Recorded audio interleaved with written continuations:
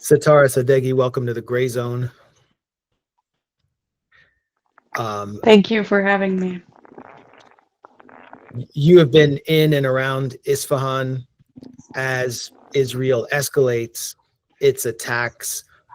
Tell us what you're seeing and hearing, and describe the situation that you've been witnessing over the past 4 or 5 days since this unprovoked Israeli attack began. So, I have my job is in Tehran, and right now we're going to get a break before the students' final exams started, and I came to Isfahan, where my family lives, to visit them. And as soon as I moved here to visit my family, the attacks started. Obviously, the exams are for now postponed. I keep in touch with my friends and relatives in Tehran. I keep asking them about things, but I'm hearing places being bombed and targeted very close to where I used to go to work or where I lived. And in Esfahan, it's more in the outskirts where there are military facilities, nuclear facilities, or warehouses that Israel says were part of the IRGC, but it's like this one place where they targeted again today is exactly next to a big shopping center for home appliances. So it's a popular place for people to go, and they targeted something exactly next to it. And I know people who worked there, and they heard the explosion, and obviously that's very scary. We have also heard the defense system intercepting other targets or other attacks coming from Israel on different facilities in Esfahan. But at the same time, I've also been going out with my family, and people are outside, even though not as much as you would expect during these, summer vacations, and children are off from schools, and families have more free time to get together. But normal life is going on at the same time because even though Tehran and Isfahan, the provinces are like next to each other, they're still, I would say, like 5, 6 hours drive apart from each other, and it does not really directly affect Isfahan. But now we're hearing that Israel is targeting different cities in the west of Iran, the center of Iran, the north of Iran, and the south. So it sounds like the attacks are spreading. And I think I was born during the U.S.-backed Saddam's war on Iran, and at that time, I don't remember very vivid things because I was very young. But my parents would tell me, and I have heard stories from other people. And also, if you go to the martyr cemetery in Esfahan, you will see families that were martyred because of Saddam's bombing of just houses, very similar to what Netanyahu is now doing. Um, and at that time, Iran was 1/3 of the population that it has now. And we had just come out of a revolution. We had not established a defense system like the ones that we have now, and still we did not lose an inch of our land. So I think you can still see that resilience in people at the same time that they're worried about their families, their children, their loved ones. They don't want to leave. There are people who are, for example, in Tehran, you see images, people leaving up to, like to going to north, where they have vacation villas. But that's not the majority of the people. The majority of the people don't really want to leave their houses, because that's where they belong to, and they want to protect it. And also, I think it's because um, they I think they also trust their country's ability to repel these attacks. Benjamin Netanyahu has stated in many forums that he believes that eliminating if the U.S. would come in and attack Fordo and allow him to assassinate Iran's leader, Ayatollah Khamenei, that regime change would quickly ensue, that it would be sort of like what took place last December in Syria, where Assad fled and his entire government just simply collapsed within minutes and was replaced. What I saw in Iran suggested that the scenario was far different than the one Netanyahu is marketing, and that there are very strong institutions that exist below the clerical leadership. So what do you think? Is there any scenario in which regime change could take place? It could be a popular uprising could ensue if the suffering became strong enough. What do you think about this analysis we're getting from Netanyahu and his assets in Washington? I think you're right. I mean, Netanyahu has had miscalculations about Iran and the Iranian society before, and now too, Washington has had miscalculations about the Iranian society as well. The difference between Iran and Syria, I would say, is that Iran is much bigger and it has a stronger military and a more established structure. The democratic structure of the Iranian political system has, despite the criticism that exists from within the society, has allowed different forms of practicing popular vote and participation of the citizens in the decision making. But it's also the miscalculation is also where they think that when Iranians like have grievances against their government or disagree with the way the political system is working, it means that they would welcome foreign intervention, like what happened maybe in Syria. But that's not the case. We're seeing it has been somehow, like in some cases, it has been even surprising to myself seeing people who were part of the protests and the riots back in 2022 now wanting to defend their countries against Israeli aggression. You see people who were always maybe posting on their social medias against the government now saying that they reject Netanyahu's aggression against their country, and it does not matter who rules this country. This attack is against Iran, not the Islamic Republic. So I think there's a lot of miscalculation there. It's not going to be an easy job to just do regime change after the top leader is assassinated or after one nuclear facility is attacked, because there are 90 million people here living, and the vast majority are of the same faith, and they speak the same language. They have thousands of years of roots in the history and the land that they are living in. So it would be very different, I would say, from Syria. Yes, it will create chaos and disorder and disaster for the society, but it's also important to remember that Ayatollah Khamenei still enjoys popularity among the population. He is trusted as a very humble and respectful and smart leader. He is often referred to, but even by his critics, as being the reason Iran stands together and has been able to fight U.S. imperialism and imperialist plans in this country. So it's much more difficult than what Netanyahu is dreaming about or Washington thinks about.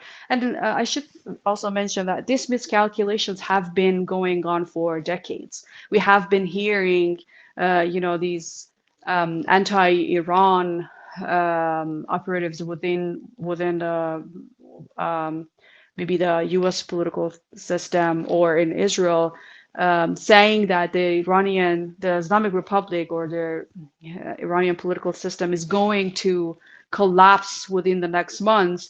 Back in 2022, we were seeing these pictures going out by the anti-Iran propaganda operations that this Nowruz, we're going to celebrate at Azadi Square without the Islamic Republic. And we have heard this for decades. So it has become a very boring story that we've been told every year, and it has never happened because the Iranian society is a lot more complicated, and the social structure is a lot more stronger than what Netanyahu and some people in the White House may think.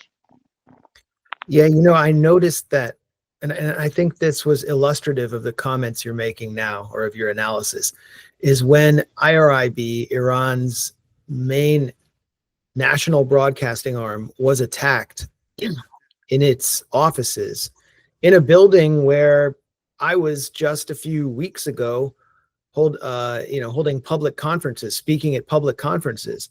The broadcaster, the newscaster, stayed on air in an act of what I consider to be not just courage, but resistance. And the staff continued to work, and they continued to broadcast as the fire burned. And what they were saying is, we support this institution, we support the Islamic Republic, and we're willing to lay down our lives. Now, there are obviously other people who might disagree with that there. You have Iranians who've apparently signed up to join the Mossad, carrying out sabotage and assassination operations. But this really, to me, illustrated the strength of a state institution, whereas in a sort of totalitarian dictatorship that did not have support, you would see those institutions immediately collapse. That's exactly true. It's about the Iranian identity, the national identity that these 90 million people feel connected to is very difficult to break. It's not about, I always say that those missiles coming from Israel are not smart missiles that distinguish between government citizens and anti-government citizens. They kill everyone. And when people see that, for example, some random Arabic teacher, instructor, a female instructor was killed, or some about 30 or more than 30 children have been killed while they're sleeping in their apartments and houses with their families, people who had nothing to do with the government and government officials, then the society sees that Israel's target is not the Islamic Republic, but Iran and the Iranian people. The same thing that we're seeing happening in Gaza. I mean, yes, Netanyahu says that the target is Hamas, but hundreds of thousands of innocent Palestinians have been killed, and still Hamas is operating. So I think it has become very clear to a lot of Iranians, or the majority of Iranians, that Netanyahu, his objective is the destruction of the nation and the tearing apart of the country, and that's something that Iranians won't tolerate. And so there's a rallying around the flag effect that you're seeing among people of different socioeconomic strata and political perspectives. Exactly. Yes, I think the Iranian identity, the notion of Iran as a cohesive country with the current borders that exist, is very important, and it's close to Iranians' hearts, no matter what political inclinations they have, no matter what form of government they would want to rule over this country. But if they feel the sovereignty of their countries is attacked, they will rally behind the same flag, and they will protect their country. One of the main effects that we've seen and objectives of Western and Israeli regime change operations or campaigns is balkanization. In the Balkans, in Yugoslavia, Syria is currently being balkanized. There was a plan put forward to balkanize Russia, starting with Chechnya. And we have the background of the Iran-Iraq war, in which Saddam invaded Khuzestan, which, if I'm not incorrect, it has some Arabic speakers, and it's also very oil rich. So, that's an area that Saddam and apparently the West would want to peel off. Would it be possible to balkanize Iran if there were a regime change operation? Do you think that's an objective? I think that's definitely an objective, and that's why I'm saying the target of Israeli aggression is not the Islamic Republic, but Iran. They are, Netanyahu would love to see Iran balkanized, because a unified Iran with the current size and population would be the biggest threat to the existence of Israel, no matter who rules over that country.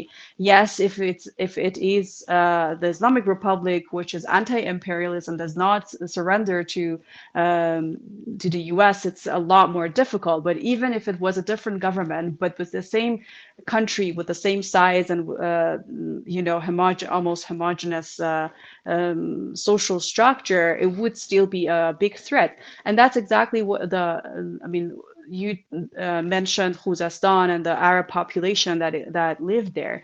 That's exactly the miscalculation that Saddam had. Saddam thought with Arab nationalism, he would encourage Arab Iranians in Khuzestan to join him and want to establish a separate country or become part of Iraq, with where people spoke their language, even wore the same attire, and maybe looked very similar. But they did not want to abandon their Iranian identity. The Iranian Arabs feel they are part of Iran, and they want to keep that Arab Iranian identity. It's not something that they can separate.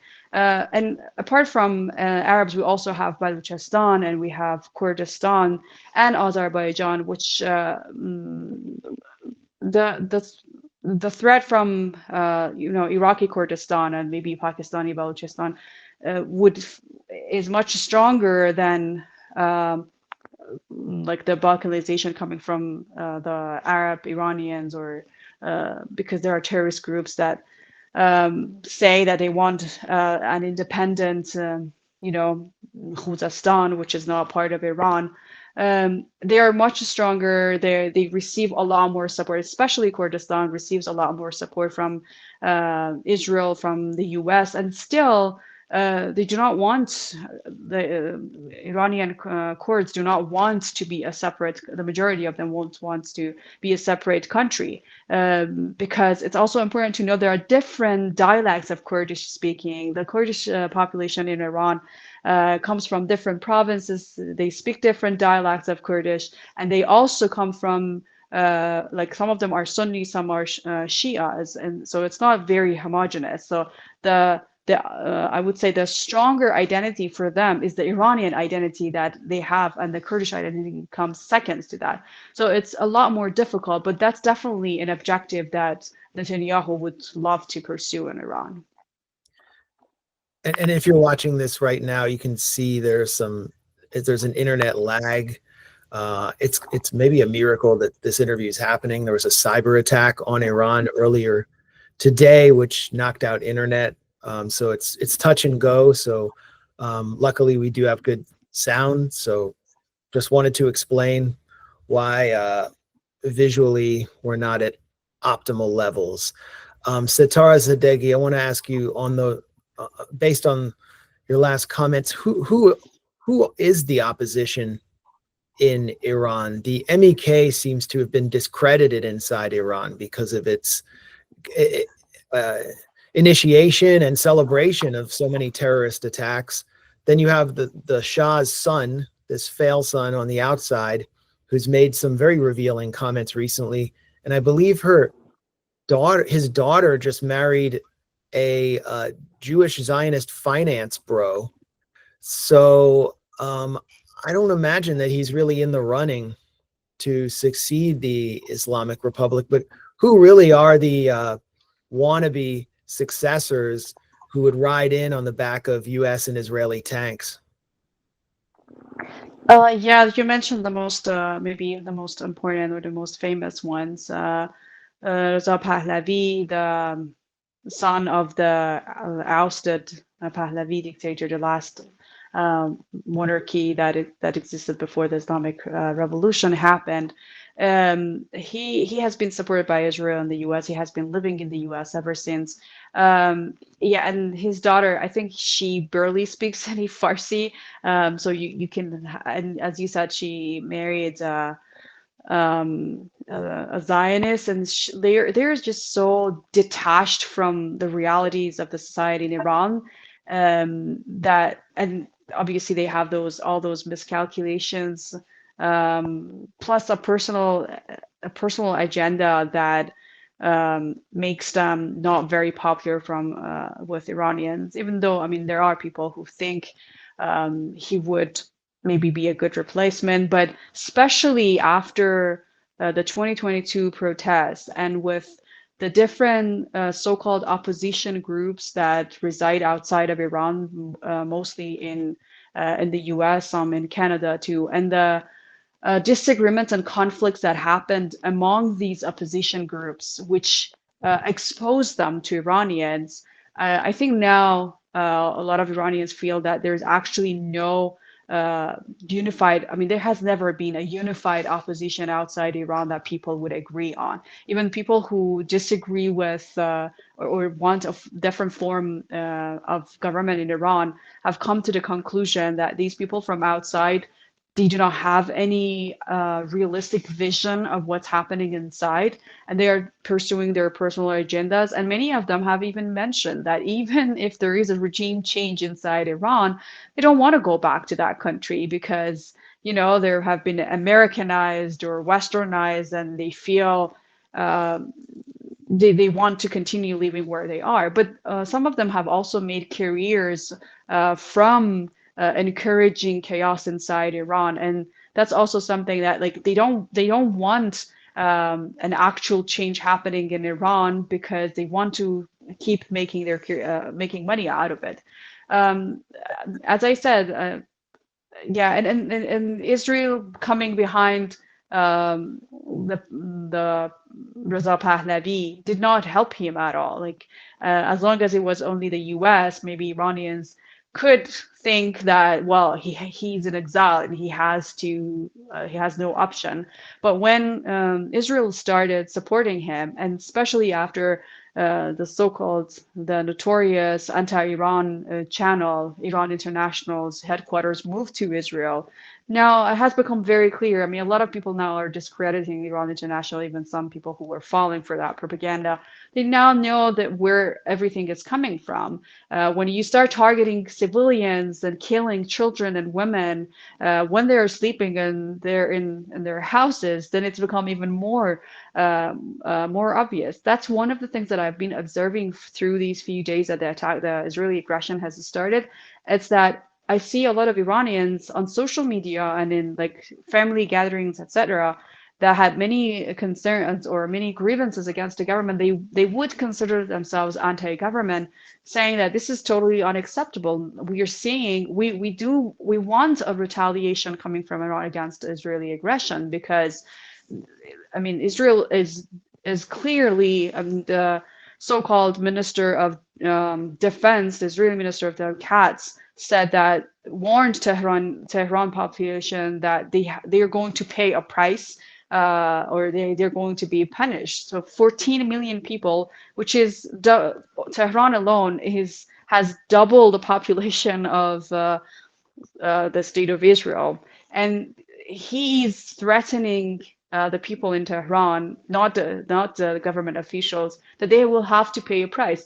What response do you expect from Iranians and the ordinary people here? They will.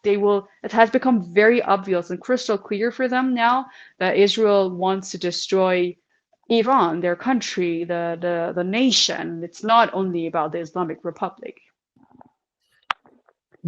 Donald Trump is making a lot of threats right now. As I mentioned, he threatened to kill the leader. He seems to be edging towards, and I'm hearing this throughout Washington, that the die is cast. He is going to bomb. And this to me seemed like the inevitable outcome of the negotiations, just knowing the United States, how controlled Donald Trump and our political system is by Zionists. And when Donald Trump's letter was issued, I think it was April 12th, with this 60 or 62-day deadline, which was met with an Israeli unprovoked assault, decapitation strikes. I was not surprised that that took place, but I was a little surprised in speaking to some Iranian diplomats and how they could not understand Trump and seem to be acting in good faith and trying to follow these negotiations through to some kind of a deal, even though they were very skeptical, shared my skepticism about it. My point is the negotiations themselves seem to set the stage for war. And so what do you think, as an Iranian, as an analyst, did this government of Mahmoud Pezeshkian and Javad Zarif fall into a trap? What do you make of their leadership? Well, I think a lot of us in Iran were thinking that the negotiations, even though it felt like we're giving concessions after Trump had withdrawn from the unilaterally had withdrawn the JCPOA, and after he assassinated General Soleimani and imposed even more severe sanctions and everything. Even though it felt like we're giving more concessions to the U.S., some of us really thought that these talks would somehow prevent Trump or Israel from engaging in a war. But now it feels like it was all a cover up, as you mentioned, for the war. It was not. It was not meant to prevent the war. Yeah, that mentality existed in among Iranian academics and politicians. I'm not sure if it's considered, I mean, it's from only one political party, or like both political parties shared that, or it's because I mean, the fans of Pezeshkian were in power. They were more, they were talking about it more often. But if the so-called conservatives or the principalists were in power, would not talk about it, because even during the presidency of Raisi, there were talks about resuming the negotiation talks if that would help the Iranian economy. So I think that sort of trusting the US in practicing diplomacy more than we should have actually trusted existed among Iranian politicians. And I don't think it's particular to one political party or necessarily the current government that's ruling. But sadly, that's true. I think one of the things that became clear to me, or more clear, being in Iran, is this predicament of the Islamic Republic being left to fight on its own so often, or left to fight against, for example, Saddam Hussein and the Baathists, while they were being backed by the West, by the Gulf states, in order to destroy them. And now, and where else can they turn? They had nowhere to turn to. So now, can Iran turn to Russia or China? It doesn't seem like they're getting anything but not even strongly worded statements, just statements from these countries. That's the way it seems from here. Is there any substantial support from these other countries which are next on the regime change chopping block, particularly China? And can Iran count on a country like Pakistan, whose leadership has made some strongly worded statements and promises of support? That's very true. I think Iran definitely does not rely on any of the Persian Gulf states, because they have never been an ally to Iran. Basically, they have always submitted to whatever the U.S. has wanted, even though in rhetoric sometimes, because they know Iran is strong and it could have consequences for them, because most of them host U.S. military bases and they don't want to come under attack. They would, in rhetoric, say things that would sound like they don't want or they would support Iran. But I don't think in practice they have the capability, because they don't have independent armies to do that. With regards to China, Russia, even though they have proven over the past years that they are at least a lot better than the U.S. in keeping their promises. At the end of the day, all these countries act based on their strategic interests. It's not a moral directive that pushes them into supporting a country. For about Pakistan, I'm not sure. I mean, I don't know if that's going to be a genuine, but at this moment, and so far, I think at least the Pakistani population are mostly supportive of Iran. So the country would probably have a demand from the population to support Iran, because I mean, Pakistan would also feel threatened if Iran's security is jeopardized. So I would say it's wiser for Iran at this point not to expect any help from any other country. We have been betrayed in the past, and we have fought our wars and the aggressions against us alone. And Iran is huge. Iran is very strong, but if I think if the U.S. gets more involved than it's currently is, because even though they say the U.S. claims that they are not involved, they're totally involved in this war against Iran. And if they get even more involved than what they are, then I think we should expect a third world war. And if that happens, then the alliances that are going to form are going to be different. Then it's not only about who wants to support Iran, but it's about the power dynamics and how they want to shift and change the current power orders and power dynamics in the region. And then I think we would have a different story, which depends on a lot of other things that will happen at the same time.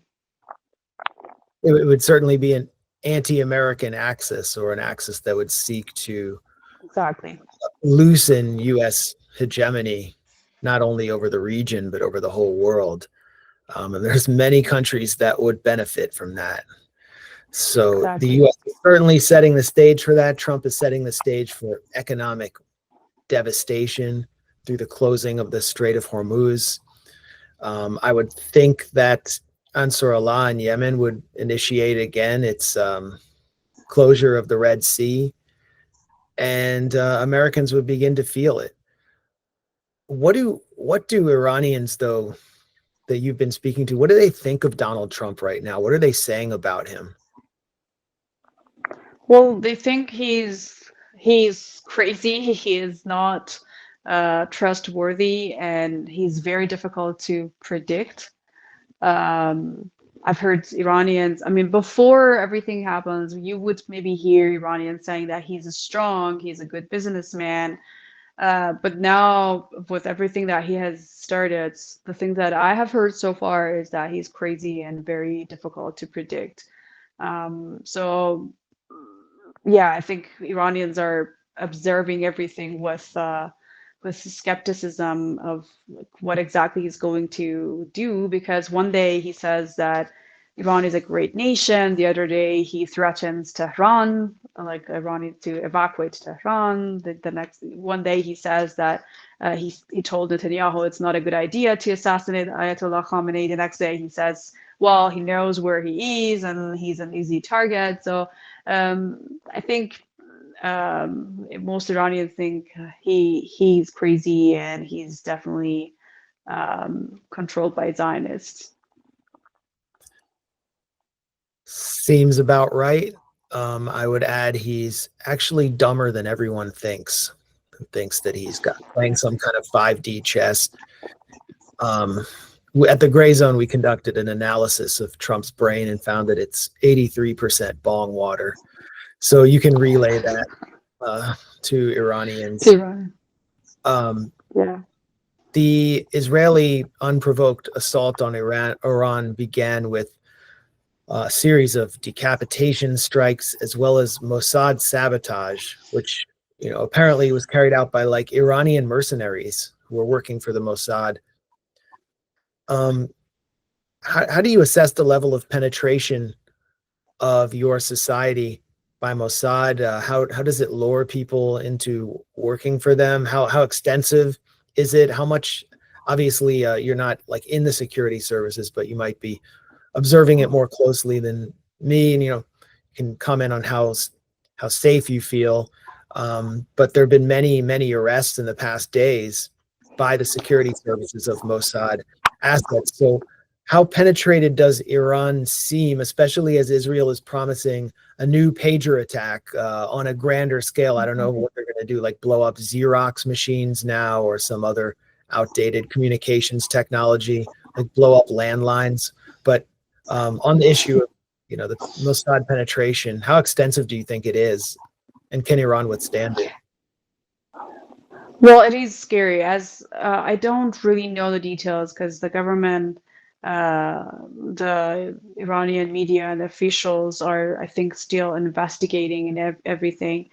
Um, when it started, it sounded like really scary how there are people who are operating on behalf of Mossad from inside Iran, and they are Iranians. I mean, obviously, you probably have also seen reports that many of these people, the Mossad operatives that were arrested in Iran, were actually Indians, but a lot of them also were Iranians, and it is very scary. The government has asked people to report anything, any vehicle, any people, or any activity that seems suspicious, because they all come under in different covers, and they seem to be changing strategies and the way they operate. I think that's probably for me personally, I think that's the most serious threats that Iran is facing. There are people inside the society, even though I mean, I don't know the numbers, but they are creating chaos. There are because a lot of the casualties that we, especially in Tehran, were actually carried out by car bombings and these operatives from inside Iran. So I trust the air defense system or the missiles capabilities of Iran, but when it comes to those penetration, it becomes it's scary, and so far many of them have been arrested, and those sorts of sabotage seem to have become less than before. So I hope they've got most of the operatives, but it's very difficult for me to know and see what exactly we're going to expect in the coming days. Is Israel just bluffing, or do they actually still have a lot of people who would work on behalf of the Israeli intelligence service and carry out attacks against Iranians? So I mean, I don't know. I don't know if this is going to end soon, but I'm hoping with the arrests that we have had, they have been able to dismantle at least the major part of these networks. One of the issues I've been interested in is how Israel is delivering these attacks. We know they're delivering them on the ground. They've done car bombings, sabotage, but also there have been attacks with missiles. What the question is, what is the delivery system like? How was the IRIB building attacked? And the Financial Times has this huge headline now that Israel rules Iran's skies. But I've been reading lots of news of Iranian interceptions of Israeli projectiles. And is it correct that Israel seems to be delivering most of its missiles from Iraq through its standoff capacity? Because, for example, when I was in Gaza under bombing, you could hear the jets flying overhead every time they delivered a bomb. So are you hearing jets overhead? Are Israeli jets ruling the skies, or are they delivering their attacks through other mechanisms, possibly over foreign borders? They have violated the Israeli just have violated Iran's airspace, but it's mostly around the borders. So it's not like I have not heard of anyone talking about jets flying over Tehran, for example, or I have never heard of jets flying over Isfahan. So it's been mostly missiles or projectiles that were operating from inside Iran. But how they have delivered, that's a question that I don't really. I mean, I can't answer because I don't know. Just Well, more the I've question is, been are you seeing? reading. I was just more interested in whether you're seeing jets overhead. No, I haven't. Yeah, and that, as you said, it looks like Iran has the upper hand when it comes to the air defense system, and they have been able to intercept Israeli missiles coming from outside Iran, and that's why I say I think it's the biggest threat right now is those Mossad agents inside Iran that would carry out attacks. And I wanted to circle back to this attack on the IRIB building. I mean, it's a major escalation, but it's also kind of classic Israeli behavior, considering how many journalists they deliberately murdered in Gaza. So tell us where you were at that point, at that time, and what you had been hearing from colleagues. Certainly, people who work within the general sphere of IRIB or press TV. And how are journalists, Iranian journalists who work under the umbrella of IRIB, responding? Are they taking security measures now? Yeah, as you said, I have friends or people from like students from my faculty where I teach that graduated and got a job there, and I've been in touch with them. I saw two friends, a couple who have a toddler. They were uh, they were in the studio at the time when it happened, and obviously without their child because they were working. And they received threats like because Israel was talking about wanting to attack the headquarters, but they did not want to leave. They wanted to stay there and show resistance and resilience. Um, it's I mean personally, it's amazing for me how because you would normally expect them to want to at least leave at that time and just find a safe place, but they would not do it because that's that's the Iranian, especially I would say the Islamic Shia mentality that martyrdom is the ultimate goal. If my life is not at your hand. If you decide to kill me, if my life is already been, if I'm going to die, I want to die as a hero, and all of us are going to die at some point. So I think it's amazing how they totally seem fearless. They don't seem to be scared or wanting to run away or find a shelter and run away from the attacks at all. And they keep. I think it was right after on one part of the IRB that I was going to have an interview over Skype, and I was waiting for this interview. I mean, I was waiting for them to call me, and the person in charge called me and said, "Sorry, we have been told to evacuate, and that means we cannot have the interview for now." But they didn't leave the building. They stayed there and they kept up with the program, but because it would be difficult to have a connection, they didn't do that. I mean, they didn't interview me at that time. Uh, but I mean, from what I have observed, it's just amazing resilience against the aggression. Everyone wants to be part of the resistance. Everyone wants to be part of the defending the system, whether it's defending the narrative or spreading the truth or just normal citizens.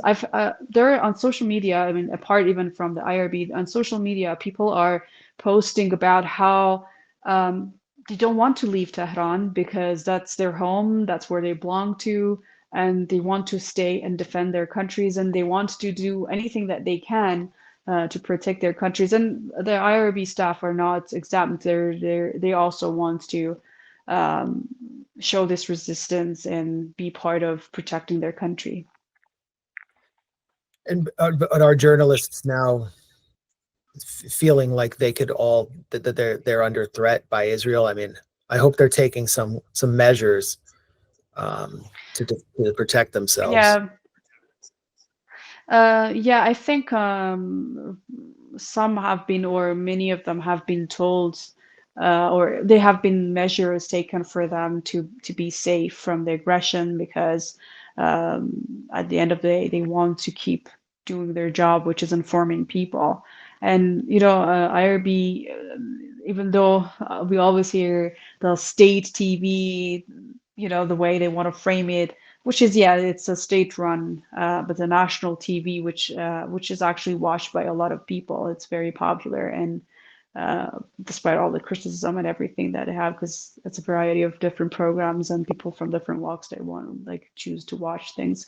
Yeah, I'm sure they have taken measures to protect themselves, because the Israeli aggressions at this point do not seem to be finished. They're threatening. Um, a lot of people, including the IRB staff. It's university professors, scientists. It's just random people, random citizens walking on the street. Everyone feels threatened, and a lot of people have chosen to stay at their homes rather than like moving around. And that's the same for journalists, for university professors. Um, yeah, so that's the vibes. Yeah. I guess my last question is, what do you think the response will be if the United States enters this conflict on behalf of Israel and presumably attacks Fordo? What will be what military response do you expect, and what do you think the socio-political response will be? Well, I think Iran will plan to attack U.S. bases in the region. The same U.S. bases have been used to target Iran for decades. They're going to be targets in different forms, of course. I think Iran will start attacking U.S. bases and U.S. interest in the region, and if that starts, then this is this is a major escalation that we don't know how it's going to end and how it's going to affect the region. But again, uh, even though I think most Iranians, their feelings towards Israel is probably different from how they would feel towards America, in terms of occupying lands and the threats and everything. But at the end of the day, they see the U.S. as their enemy. The U.S. has assassinated or supported the assassination of Iranian officials, Iranian citizens. The U.S. in the 1980s downed a passenger airplane in the Persian Gulf with just Iranian citizens on board. The U.S. has imposed the most severe sanctions that have killed children and women and have taken opportunities away from Iranians. The US has supported all sorts of aggression against Iran. And then this will be the last manifestation of the imperialist aggression that the US has practiced against Iran for decades in different forms. And that means that Iranians will feel that, yes, now they have a stronger enemy, but they will also feel more unified, and I hope a stronger urge to defend their countries. And as you said, hopefully that would mean that there will be more countries that want to defy US imperialism, and Iran will find its friends in that fight. Well, Setareh Sadeghi from University of Tehran, thank you so much for your insights and analysis, and we hope you stay safe in the coming days and weeks. Thank you for having me, Max.